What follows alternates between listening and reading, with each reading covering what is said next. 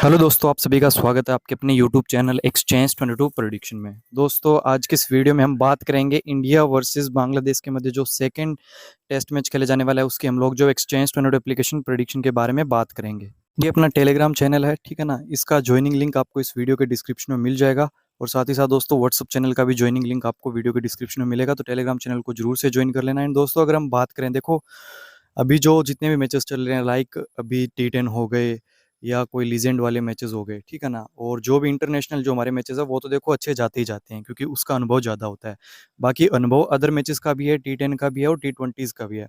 But उनके अंदर देखो ऑकवर्ड सी चीज़ें होती रहती है कई बार। टी10 के अंदर तो स्पेशली होता ही होता है, प्रॉपर बॉलर को बॉलिंग नहीं दी जाती है या उसका एक आध ओवर पड़ा रहता है तो उसको जो वो करवाते ही नहीं है। सो ये चीज़ें होती है। या मोस्ट प्रोबेबली एक चीज़ देखी होगी आपने कि कैच जो ज़्यादा ये ज़्यादातर ये कैच को जो है ड्रॉप बहुत ज़्यादा करते हैं। सो वो चीज़ें इफेक्टेबल रहती है। अभी आज ही हाल ही में रिचर्ड ग्लेसन का बॉल पे एक कैच छूटा था मनरो का, ठीक है। अगर मनरो आउट हो जाता तो उस टाइम पे अगर हम बात करें तो चैंपियन आउट नहीं होता, चैंपियन को हमने बाय करके रखा हुआ था। बट ओवरऑल जो हमने 4 से 5 पिक ट्राई की थी उसमें हमारा प्रॉफिट ही हुआ था। अगर हम बात करें मनसी वगैरह ने प्रॉफिट दे दिया था, मवुटा एक डिफरेंशियल पिक थी। एंड दोस्तों बात करें कुबेरा की तो वो भी हमारे लिए प्रॉफिटेबल रहा था। बाकी एक अगर आपको मैं बताऊं, जैसे भी एक सुबह मैंने आपको टीम दी, देखो वेन लिंगन हमारी तरफ से एक ही मेरी गलती थी कि मैंने वेन लिंगन को ड्रॉप किया, बट बहुत सारे यूजर को मैंने ऑप्शन दिया था। देखो इसीलिए मैं जो है वो रिस्क बड़ा नहीं लेता हूँ। मैं आपको पहले बोलता हूँ, देखो मैं पर्सनली ये रिस्क लूंगा, बट आप अगर जाना चाहो तो इस टीम के साथ जा सकते हो और वो प्रॉफिटेबल भी रहा जिन्होंने वेलिंगन को लिया। अब देखो मेरा जो लॉस हुआ मैं उसमें मेरा अपना लक मानूंगा, ठीक है ना, क्योंकि मैंने उसको ड्रॉप करने का रिस्क लिया। और सीधी सी बात है भैया, बाद में रिग्रेट नहीं होना चाहिए। रिस्क लेना है तो साफ साफ लो। वो मैच उसकी वजह से मेरा कोलेप्स किया, टीम अच्छी नहीं रही। बट उसके बाद जो हमने सेकंड मैच जो कवर किया उसमें हमारी अल्ट्रा जैकपॉट टीम रही। बस मेन जो हमेशा ही मैं बोलता हूँ, भले ही आप 10 में से जो है वो 7 मैच हारो और 3 जीतो सिर्फ, ठीक है ना, कि 10 में से सिर्फ और सिर्फ 3 ही मैच आप जीत रहे हो और 7 हार रहे हो। बट अगर आपका इन्वेस्टमेंट करने का तरीका अच्छा है, ठीक है ना, आप अच्छे तरीके से इन्वेस्टमेंट करते हो, जो कि मैं आपको वीडियोस में समझाऊंगा, आगे एक वीडियो बनाने वाला हूँ कि अगर हम 10 में से 7 गेम हार भी जाते हैं और सिर्फ 3 जीतते हैं, अगर हमारा इन्वेस्टमेंट अच्छा रहेगा तो हम डेफिनेटली जो हमारा 7 मैच का लॉस है वो भी कवर करेंगे, ऊपर से जितना लॉस हुआ है उसका दुगना प्रॉफिट और कमाएंगे, ठीक है ना। तो वो चीज़ें बताऊँगा। तो वही है कि आज का दिन भी हमारा अच्छा रहा। तो मेरा मेन यही होता है कि अगर हम 2 से 3 मैच दिन में खेलते हैं, बस हमारा टारगेट रहना चाहिए कि हमें सिर्फ़ 1 मैच जैकपॉट निकालना है। चलिए दोस्तों, वीडियो बड़ा ना हो इसके लिए मैं बाकी बातें हम बाद में करेंगे। जो नेक्स्ट वीडियो है उसमें उस टॉपिक को कवर करेंगे, ठीक है ना। बट ओवरऑल यही है कि हमें इन्वेस्टमेंट अच्छे से करना है। बाकी फर्स्ट मैच हमारा बहुत ज़्यादा शानदार रहा था इंडिया और अगर हम बांग्लादेश की बात करें, और जो चीज़ें मैंने आपको बताई थी डिफरेंशियल वगैरह सब हमारे लिए प्रॉफिटेबल ही रही थी। तो उस चीज़ की अगर हम बात करें, पहले जाकिर हसन की अगर मैं बात करूँ, सिर्फ इस एक प्लेयर ने हमें लॉस दिया था, ठीक है ना। उसके अलावा सबने प्रॉफिट दिया, मोमिनुल हक ने प्रॉफिट दिया था, शादमान ने प्रॉफिट दिया था। और मेन जो मेरी जो पिक थी ना, जो कि मैंने आपको थंबनेल में भी बता के रखा था कि शाकिबुल हसन जो है वो सेल के लिए बढ़िया है या नहीं है, तो वो बढ़िया ही था। उससे उसने बॉलिंग भी नहीं डाली थी। सो ऐसे ही मैं आपको डिफरेंशियल पिक इस गेम के लिए बताऊंगा। हमेशा से ही डिफरेंशियल पिक ट्राई करने में बेनिफिट रहता है। तो स्पेशली अगर हम बात करें इंडिया बांग्लादेश जो सेकंड टेस्ट है, अब देखो फर्स्ट मैच में तो स्पिन था ही। जो अश्विन अन्ना के लिए बात बोली थी, अश्विन अन्ना हमारा होल्ड में भी जो है वो पास गए थे। सो सबसे ज़्यादा पॉइंट्स थे उनके। तो अब जो बैटर्स के बारे में बात की थी, यशस्वी जायसवाल, ऋषभ पंत, ओवरऑल हमारा पूरा का पूरा अगर हम बात करें ना 100 में से, तो 90% फर्स्ट गेम अच्छा गया था। सो वो कॉन्फिडेंस बूस्ट करता है। अगर कोई सीरीज़ हमारे लिए अच्छी रहती है, जैसे कि अभी इंग्लैंड ऑस्ट्रेलिया की सीरीज़ हमारे लिए अच्छी चली है, तो उसमें हम हमारा रिदम बन जाता है, हमारा कॉन्फिडेंस अच्छा रहता है। सो अब अगर हम बात करें सेकंड टेस्ट की, फर्स्ट में हमने प्रॉफिट बना लिया, अब सेकंड की अगर मैं बात करूँ तो देखो सबसे इंपॉर्टेंट यहाँ पर जो स्पिन पहले चेन्नई के मुकाबले थोड़ी सी ज़्यादा होगी। अब चेन्नई स्पिन के लिए माना जाता है, स्पेशली टेस्ट के लिए, कि स्पिनर ज़्यादा खिलाओ, बट उस पे भी ग्रास थी, फास्ट बॉलर विकेट लेके जा रहे थे, मेहंदी हसन वगैरह जो आपको वीडियो में सजेस्ट किए थे। बट अगेन अगर मैं आपको बोलूँ ना, इंडिया अगर फर्स्ट बैटिंग करता है, स्पेशली इंडिया अगर फर्स्ट बैटिंग करता है, तो उस केस के अंदर देखो आपको ना 3 मैं ऐसे प्लेयर्स दूँगा। सबसे इम्पोर्टेंट जो सबसे ज़्यादा अच्छी वाइब्स आ रही है और कोई रीज़न भी है, एक स्पेसिफिक रीज़न, तो वो है नज़ीमुल्लाह हुसैन संतो। 42 में स्पिन अच्छा नहीं खेल पाते हैं और इवन अगर हम बात करें जैसा पेस से भी ये स्ट्रगल करते हैं, तो अगर मिडल ओवर्स में अगर पेसर्स भी होंगे तो ये इनके आउट होने के चांसेस थोड़े से ज़्यादा रहेंगे। बस इतना खतरा है कि ये थोड़े से स्लिप वगैरह में रहते हैं, तो कैचेज़ वगैरह 1-2 ले जाएँगे। बट बाकी अगर वो बैट से हम बात करें तो मेरे को सेफ चॉइस लग रही है सेल के लिए। अब दोस्तों एक और चीज़ बताना चाहता हूँ, थोड़ी-सी सोचने वाली बात है। अब देखो कई बार हम ना पिक सिलेक्ट करते हैं कोई, जैसे कि एक साइड तो है विराट कोहली। अब विराट कोहली को हमने जैसे बाय किया है, वो भी ओडीआईज़ की बात करूँ क्योंकि ओडीआईज़ में उनका सबसे ज़्यादा अच्छा परफॉर्मेंस, एवरेज सब अच्छा रहता है। अब ओडीआईज़ में विराट कोहली को हम बाय करते हैं सिर्फ़ और सिर्फ़ ₹50 पर शेयर में। इंडिया की पहले बैटिंग है और सामने टीम है ज़िम्बाब्वे। अब अगर मैं उसको बाय करता हूँ, आपको मैं बाय के लिए सजेस्ट करता हूँ, अगर वो by chance, by luck flop हो जाते हैं, आउट हो जाते हैं, तो अब आप क्या सोचोगे? उसमें रिग्रेट क्या करोगे कि यार इसको सेल मारना था। अब भाई रीज़न ही नहीं है हमारे पास कोई, फैंटेसी अगर खेल रहे हैं तो तुक्का तो है नहीं। चलो एक बार वो आउट हो गया, अब हर बार आप ऐसा सोचोगे कि उसको सेल मारेंगे, नहीं ना। वो अगर नेक्स्ट आने वाली 2-3 इनिंग में फिर फ्लॉप हो जाएँ, भले ही वो हल्की टीमों के अगेंस्ट हो जाए, अगर देखें तो नीदरलैंड के अगेंस्ट या कोई भी टीम हो उनके अगेंस्ट, अगर वो जल्दी आउट हो जाते हैं और हम उनको 2-3 बार बाय करते हैं और वो 2-3 बार जल्दी-जल्दी आउट हो जाते हैं, तो हम क्या ये सोचेंगे कि हम उनको सेल करेंगे?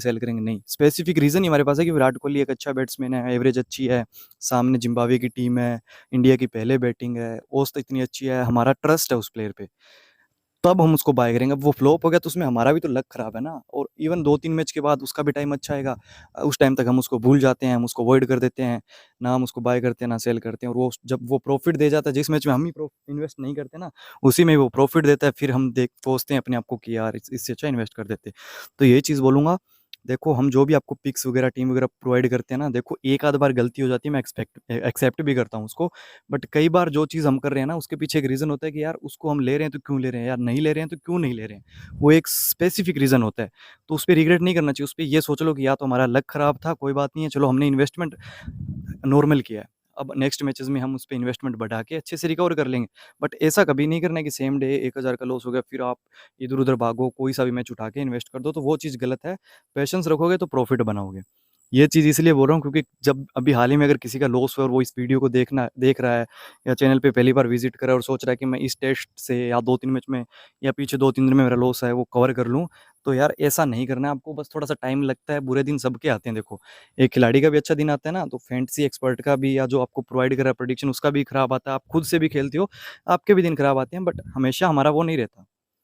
अब बात कर लेते हैं दोस्तों नज़मुल हुसैन संतो की, तो देखो स्पेसिफिक रीज़न मैंने आपको बता दिया। मेरे को तो सेल के लिए बढ़िया चॉइस लग रही है, इवन स्पिन बहुत ज़्यादा है, और सामने होंगे अश्विन अन्ना जो कि कैरम बॉल वगैरह से, मतलब एक उनका पास ऑफ स्पिन ही नहीं है, वो पूरा बैट्समैन को जो है वो परेशान करते हैं। सो स्पेशली मैं इनको सेल करूँगा left handed as a batsman. बाकी सेम हम ट्रायो के साथ जाएँगे पिछले मैच वाले। जाकिर हसन 33 सेल के लिए मैं सजेस्ट करूँगा। मोमिनुल हक थोड़े से रिस्की है लिटिल बिट, बट फिर भी मैं सेल के लिए सजेस्ट करूँगा इनको। नज़ीमुल्लाह हुसैन संतो सेल के लिए, और शादमान इस्लाम बिल्कुल लेस रखना बट सेल के लिए, ठीक है ना? अब देखो इन्वेस्टमेंट अच्छा इन पे कर सकते हो, इन पे शादमान पे लेस रखना, मोमिनुल पे लेस रखना, जाकिर पे अच्छा कर सकते हो। उसके बाद अगेन थोड़ा-सा डिफरेंशियल और थोड़ा-सा रिस्की है, वो है अपना मुशफ़िकुर रहीम, मैं बाय के लिए सजेस्ट करूँगा। देखो, अगर ये विकेट कीपिंग करते तो और भी बेहतर रहते, अदरवाइज़ तो देखो थोड़े से टफ है, रिस्की है, बट फिर भी मैं सेल बाय के लिए बोलूँगा बिल्कुल लेस रख लेना। क्योंकि जो लास्ट टाइम जिन्होंने इसको बाय किया था ना, वो उतना इन्वेस्टमेंट कर देना जितना लास्ट टाइम इन्होंने लॉस दिया है। बाकी लिटन दास थोड़े से मेरे को लग रहे हैं सेफ बाय के लिए, बट फिर वही है कि ज़्यादा सेल पे ही खेलो क्योंकि इंडिया जैसी बॉलिंग लाइनअप सामने है। सो जब कोलैप्स करेगी बांग्लादेश तो एकदम से जाएगी। उसके बाद देखो साकिब अल हसन की अगर मैं बात करूँ, इंडिया के पास देखो लेफ्ट हैंडेड भरे पड़े हैं। ऋषभ पंत आ जाएँगे, उसके बाद अपने जायसवाल आ जाएँगे, फिर जाडेजा आ जाएँगे। अब देखो रीज़न ये है, फर्स्ट टेस्ट के अंदर यशस्वी जायसवाल ने फर्स्ट इनिंग में लंबी इनिंग खेली, जाडेजा ने लंबी इनिंग खेली, उसके बाद ऋषभ पंत ने सेकंड इनिंग में लंबी इनिंग खेली और फर्स्ट इनिंग में भी एक छोटी-सी नोक खेली। इवन अच्छी इफेक्टेबल नोक थी, अच्छी पार्टनरशिप थी। सो उस रीज़न की वजह से जो है वो शाकिब अल हसन ने ओवर नहीं किए। सेम वही रीज़न हो सकते हैं, ओवर करेंगे तो मैक्सिमम से मैक्सिमम देख देख सकता हूँ कि 2 विकेट, मतलब 24 पॉइंट विकेट से प्लस 6 पॉइंट हम कर लेते हैं मेडन वगैरह के। तो 30 पॉइंट हो रहे हैं, और बैटिंग से लास्ट टाइम इन्होंने इतने ही पॉइंट दिए थे 29-30, तो 30 पॉइंट वो कर लेते हैं, कुछ 5 एक्स्ट्रा जोड़ लेते हैं। तो अगर मैं बात करूँ, अगर ये अच्छे से अच्छा करेंगे, एवरेज नहीं बोल रहा हूँ, अच्छे से अच्छा करेंगे तो सिर्फ 65 पॉइंट दे पाएँगे। ठीक है ना? और बुरा करेंगे तो फिर हाफ़ हाफ़ जाएँगे, मतलब 35 से 40 पॉइंट देने की मैं इनकी प्रेडिक्शन दे रहा हूँ। और जो इनका एक अच्छा होता है ना कि मतलब बहुत अच्छा किया, तो वो यही होगा कि 65 पॉइंट दे पाएँगे। मतलब अगर आप सेल भी करोगे ना तो बड़ा, मतलब वो रिस्क नहीं है। अब कुछ अनएक्सपेक्टेड हो जाए वो अलग चीज़ है, बट जो मैं बोलता ना कि कोई प्लेयर को हम बाय करते हैं या सेल करते हैं, वो रीज़न हमें भी दिख रहा होता है। अगर लक इधर-उधर हो जाए तो वो अलग बात है। सो आपके ऊपर डिपेंड करेगा, अगेन फर्स्ट टाइम तो हमने इससे प्रॉफिट बना लिया। आपको बाय करना है या सेल करना है? 74 में मेरे को एक्सपेंसिव लग रहे हैं बहुत ज़्यादा। अब मेहंदी हसन मिराज एक स्पिनर और ऐड हो सकते हैं देखो, बट फिर भी मैं यही बोलूँगा कि इंडिया अच्छे से डील कर लेगी। देखो अब एक चीज़ बताता हूँ, अगर इंडिया पहले बैटिंग करेगी ना, फिर हम मानते हैं कि 10 विकेट गिर जाएँगे, ठीक है ना? अगर इंडिया फर्स्ट बैटिंग ना करे तो अलग बात है, बट फर्स्ट बैटिंग करेगी तो उसमें एक, मतलब एक इनिंग जब खेलेगी तो उनके ऑल आउट होंगे, ठीक है ना? सेकंड इनिंग में ये वही सेम पिछला मैच वाला होगा कि 4 से 5 विकेट गिरने पे डिक्लेयर कर देंगे, हो सकता है उतना बुरा हाल ना हो। तो इंडिया की लगभग 10 से अगर हम बात करें 15 के बीच-बीच में विकेट रहेंगी। तो अब उस केस में अगर 5 से 6 विकेट पेसर्स लेके जाते हैं और 6 से 8 विकेट स्पिनर लेके जाते हैं, तो अब कितने स्पिनर्स होंगे? स्पेशली मेहदी हसन मिराज, साकिब अल हसन, ठीक है ना? तो उस और बाकी पेसर्स अगर करें, पेसर्स 8 विकेट लेके जाएँ तो उतना ज़्यादा वो नहीं है कि स्पिनर्स को ज़्यादा विकेट मिलेगा। अगर मेहदी हसन मिराज 3 विकेट भी लेके जाते हैं, दोनों इनिंग्स की बात कर रहा हूँ मैं, जैसा कि 2 ये लेके जाते हैं, 3 ये विकेट लेके जाते हैं, तो भी लगभग 41 पॉइंट देंगे। अगर बैटिंग से कुछ कर पाते हैं तो 50, 55 या 60 पॉइंट तक जाएँगे। सो एक डुओ बना के आप इनके साथ अगर चाहो तो दोनों को सेल कर सकते हो, बिल्कुल लेस मात्रा में। तो वही है, बाकी देखो स्पिन ज़्यादा है, इसलिए मैं थोड़ा-सा डर के बोल रहा हूँ कि थोड़ा-सा रिस्क है। अगर स्पिन नहीं होता तो स्पेशली इस रेट पे बहुत ज़्यादा प्रॉफिटेबल रहते। बाकी अगेन देखो पेसर्स ही काम निकालेंगे वहाँ पे। अगर हम बात करें पाकिस्तान में भी ऐसा ही हुआ था। फर्स्ट बॉलर के लिए हेल्प है ये बोल के जो वो स्पिनर विकेट्स चटका रहे थे। इवन पेसर्स भी विकेट लेके जा रहे थे बट पाकिस्तान वाले पेसर्स नाकाम थे। अब बात कर लेते हैं हम इंडिया के बारे में। देखो स्पेशली हमने सब प्लेयर के बारे में बात कर ली यहाँ से, ऑल ओवर द प्लेयर हमने कवर कर लिए। अब पेसर्स हमेशा टॉस पे इंपॉर्टेंट रहेंगे, स्टिल मैं इन पे कुछ अभी अपडेट नहीं है।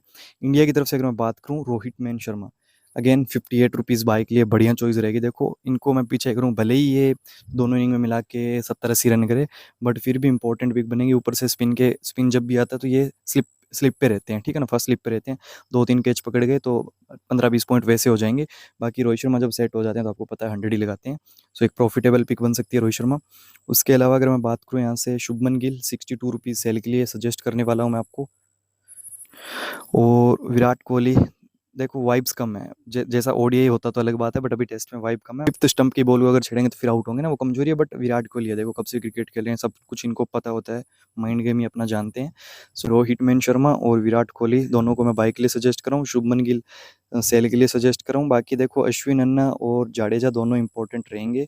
कोई बड़ी बात नहीं है कि अगर बांग्लादेश फिर से 1-2 अर्ली विकेट ले जाए, भले ही उसके अंदर जायसवाल और गिल हो, दोनों में से कोई भी हो, बट फिर भी मैं बोलूँगा कि जब फर्स्ट अगर इंडिया बैटिंग करती है तो अगेन जाडेजा और अश्विन दोनों काम कर सकते हैं। बट मोस्ट प्रोबेबली अगर मैं बात करूँ, देखो लास्ट टाइम इन्होंने पॉइंट्स दिए तो दोनों ने, एक ने 134 दिए थे, एक ने 167 दिए थे, बट सेम वही नहीं रहेगा। अगर इनका लॉस भी होगा, एक मैं आपको बता रहा हूँ प्रोबेबिलिटी, अगर लॉस भी होगा ना तो ये दोनों 80-80 पॉइंट दे के चले जाएंगे। अगर एक होता है ना कि अगर बड़ा इन्वेस्ट करें लॉस हो गया तो क्या होगा, फिर भी 80-80 पॉइंट दे के जाएंगे। तो फिर इस पे 17 रुपये का लॉस होने का चांस रहेगा और इन पे जो 20 रुपये पर शेयर लॉस होने का चांस है। अगर जाडेजा प्रॉफिट देके जाएँगे तो आपको ज़्यादा से ज़्यादा, अगर मैक्सिमम मैं बोलूँ ना, तो यही कुछ 30 से 40 रुपये पर शेयर प्रॉफिट देंगे। अश्विन का ही सेम है, कुछ 20 से 30 रुपये या 40 रुपये पर शेयर प्रॉफिट देंगे। बट चीज़ ये मैटर कर रही है, इसलिए बोल रहा हूँ।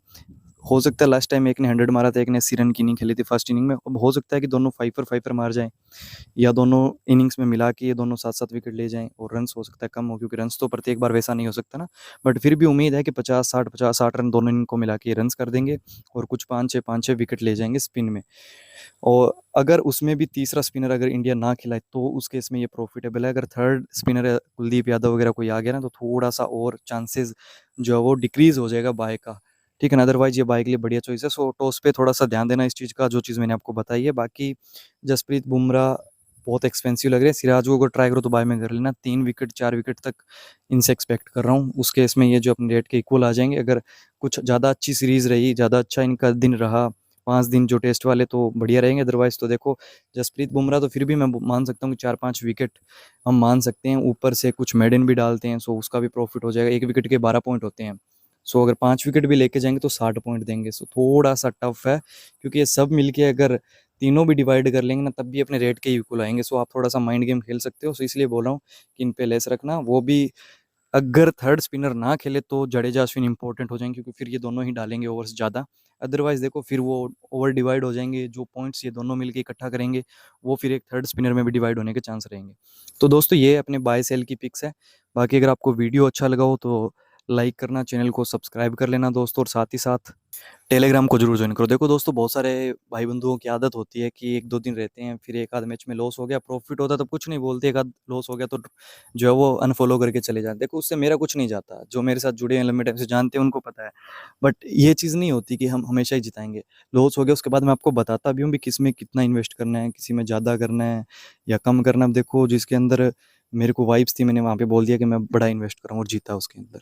सो ये सब चीज़ें टेलीग्राम पे कवर की जाती है, तो टेलीग्राम और व्हाट्सअप को ज्वाइन कर लेना, यूट्यूब चैनल को सब्सक्राइब करके बेल आइकन को प्रेस कर लेना, और एक्सचेंज का डाउनलोड लिंक भी आपको इस वीडियो के डिस्क्रिप्शन में मिल जाएगा। बाकी मिलते हैं दोस्तों नेक्स्ट वीडियो में, तब तक के लिए जय हिंद, जय भारत।